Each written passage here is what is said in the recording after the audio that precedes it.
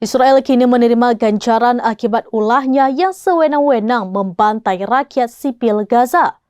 Alam seolah tengah memberikan hukumannya kepada Israel dengan menimpakan bencana yang datang secara beruntun.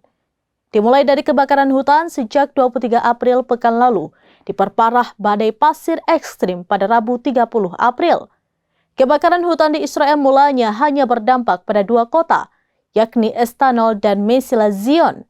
Namun akibat udara kering dan angin kencang, kebakaran mulai merambat ke Yerusalem. Terbaru banyak rekaman amatir dari pemukim yang merekam detik-detik api mulai mencapai ibu kota Tel Aviv. Tidak berhenti di situ, seorang pengemudi Israel merekam badai pasir dari kota gurun Be'er Sheva Negev. Rekaman tersebut kemudian tersebar di media sosial X pada Kamis 1 Mei 2025. Dalam narasi unggahan disebutkan bahwa kebakaran hutan tidak cukup sebagai hukuman bagi Israel.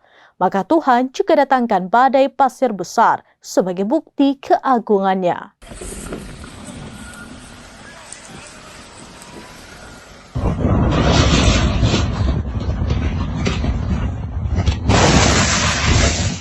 Demikian informasi terkini Syederalun, saksikan terus beragam informasi lainnya. Jangan lupa like dan share seluruh akun serambinews.com. Download Tribun X sekarang, menghadirkan lokal menjadi Indonesia.